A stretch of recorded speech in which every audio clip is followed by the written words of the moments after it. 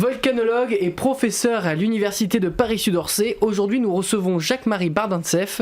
Bonsoir et bienvenue dans le MAG sur Sensation. Bonjour. Natif de Grenoble, vous vous êtes très vite intéressé à la Terre et vous avez, au fil de vos études, poursuivi cette passion pour enfin être diplômé de 2 doctorats, l'un en volcanologie et l'autre en géologie. Et à ce moment-là, vous travaillez déjà à l'université. Oui, effectivement, c'est un résumé de ce que j'aime, de ce que je fais. Passionné par la Terre, par les minéraux, les roches, les fossiles. La chance extraordinaire d'en faire mon métier. C'est ce que je souhaite à tous les jeunes qui nous écoutent. Si vous pouvez faire ce qui vous plaît, c'est le principal. Le salaire, c'est bien, mais une vie, c'est qu'une fois. Donc je vis de ma passion et ça fait plus de 40 ans que je fais de la volcanologie, de la géologie et toujours passionné. Hier encore, j'ai analysé des roches avec un appareil qu'on appelle la microsonde électronique. J'ai l'impression d'être encore un débutant. J'étais passionné par les résultats que je trouvais. J'ai passé la journée que j'ai pas vu passer, quoi. Vous réalisez votre première mission scientifique en 1978, vous avez alors 25 ans et vous partez pour le Guatemala. C'est une première fois qui ne s'oublie pas, non ? Voilà, je crois que la première fois, c'est très important. Pour un chanteur, sa première chanson, pour un cinéaste, son premier film, pour un sportif, sa première victoire. Ma première mission, c'est le Guatemala. En plus, c'est un pays tout petit, donc surtout à l'époque, personne n'y allait. C'était un point sur la map monde. Pourquoi ? Parce qu'il y avait 3 volcans en éruption simultanément, voisins mais différents. Donc c'était une question, pourquoi l'un est plutôt explosif, l'autre plutôt effusif, c'est-à-dire à couler de lave ou panache de sang, l'autre est encore plus dangereux. Donc on dit, faut y aller, faut se rendre compte. Donc je suis parti pour 5 semaines en 1978, j'avais pas tout à fait 25 ans, puisque je suis rentré la nuit de Noël, et que c'est 5 jours après que j'ai eu 25 ans. Et vous avez découvert quoi là-bas ? C'était le début de ma thèse justement dont vous parlez. J'ai ramené des roches. J'ai ramené 400 kilos de roches. Ah, quand même. 5 caisses de 80 kilos. Alors j'ai écrit dessus sans valeur commerciale, sans valeur commerciale, parce que bien sûr vis-à-vis de la douane. Donc il a fallu les ramener. Donc d'abord les amener au port à Puerto Berrios. Après trouver un bateau pour traverser l'Atlantique. Alors j'avais 400 kilos, mais c'était au milieu de 20 tonnes de café ou de cacao, donc il fallait pas perdre tout ça. Puis après c'est arrivé au Havre. Puis après il fallait faire le Havre, Paris, Orsay, c'était compliqué. Et toutes ces roches, je les analysais. Donc j'avais 5 semaines de mission, mais plusieurs mois de travail. Expliquer justement est-ce que les roches sont les mêmes ? Donc le magma est-il le même ? Même viscosité, même teneur en silicium, même teneur en gaz. Pourquoi, comment expliquer ces 3 volcans qu'on va quand même citer, le Pacaya, le Fuego et le Santiaguito. Aujourd'hui, tout le monde peut vous suivre sur votre blog Volcan Mania. Depuis quand existe-t-il ? Alors, il fait plusieurs années ce blog. Il faut dire que je suis collaborateur et un peu chroniqueur pour un énorme site qui s'appelle Futura Science, qui est un site scientifique sur le web, qui est un site très consulté, donc qui est polyvalent, qui est tentaculaire. Donc moi, bien sûr, j'en parle pour la géologie et pour la volcanologie, et les responsables de ce blog de ce site m'ont proposé de faire un blog. Au début, j'y pensais pas vraiment, je savais pas trop ce que c'était. Et au début, j'ai fait quelques articles par-ci par-là, puis petit à petit, j'ai pris le rythme, et maintenant, vraiment, j'ai plaisir à le faire. C'est des posts très courts, en général, c'est une photo que je commente, et alors parfois également, je donne un peu mes coups de cœur, jamais de coups de gueule, c'est un blog sympa, le but, c'est de se faire plaisir, puis voilà, de montrer ça aux gens, de partager, et puis moi, parfois, alors c'est soit des photos récentes, parfois je pense à quelque chose d'ancien, ou l'un me fait penser à autre chose, donc bien évidemment, quand je passe à Radio Sensation, ça figure dans le blog, bien sûr. C'est important. Toujours important, Radio Sensation. Vous avez des retours de ce blog ? Oui, en plus ce blog, bien sûr, après je le mets également sur Facebook, je mets des liens sur Facebook, donc il y a régulièrement des gens qui me suivent vraiment. Là encore ce matin, j'avais une dame qui me dit, j'avais fait une conférence à Rennes il n'y a pas très longtemps, qui a été mise en ligne, je l'ai mis sur mon blog. Cette dame m'a dit, j'ai passé une heure merveilleuse avec vous, entre guillemets, enfin en tout bien tout honneur bien sûr, mais ça m'a fait très joli, ça me fait très chaud au cœur de voir... que oui, des gens suivent. Alors je dis pas que tout le monde est passionné par les volcans, mais il y a une bonne communauté, c'est solide, et puis c'est familial, c'est amical. À travers ce blog, vous faites aussi la promotion de vos nombreux ouvrages. Le dernier en date est un livre qui s'intitule Volcanologue, qui était sorti en 2017. De quoi parle-t-il ? Alors oui, il s'appelle Volcanologue, et le titre en lui-même un peu explique tout ça. C'est mon métier, donc c'est beaucoup autobiographique, hein. Je raconte mes études, mon travail.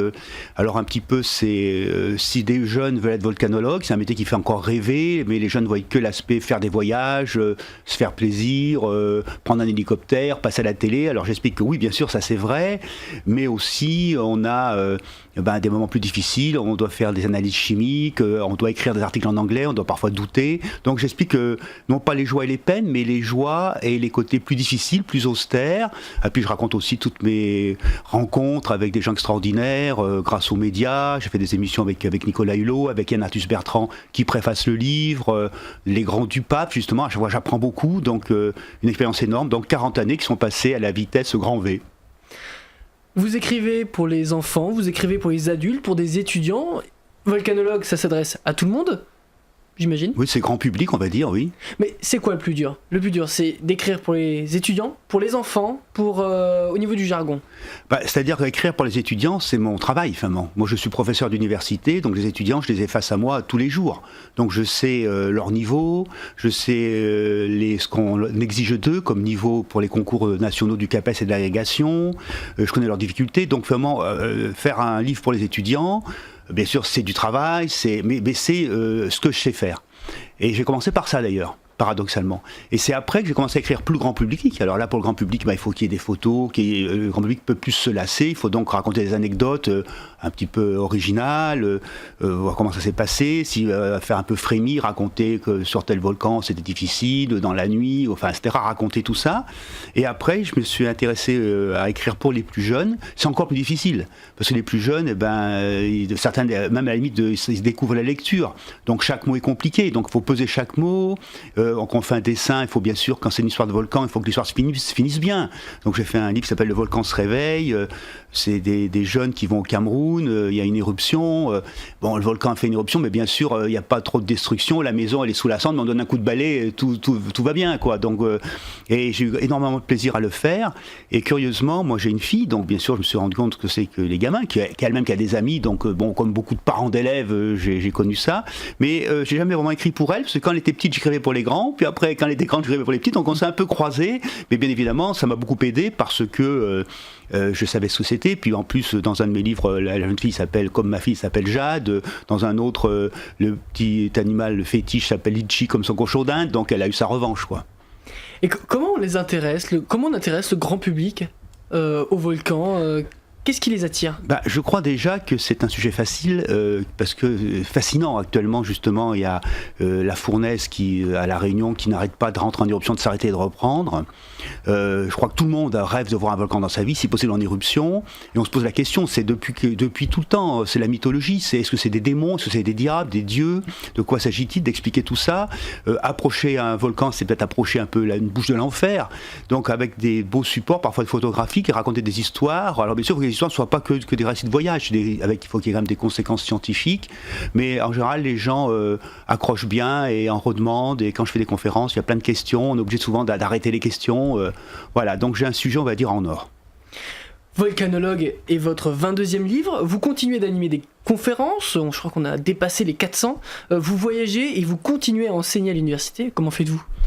Voilà, c'est un tout justement, c'est cette variété, je serais un peu un décathlète de la géologie, mais c'est des preuves qui sont intéressantes, et c'est vrai que c'est la variété qui me fait plaisir, parce que chaque chose est intéressante. Donc c'est vrai, cette semaine, aujourd'hui je suis avec vous, c'est un plaisir de répondre à des médias, parce que j'apprends aussi beaucoup en racontant.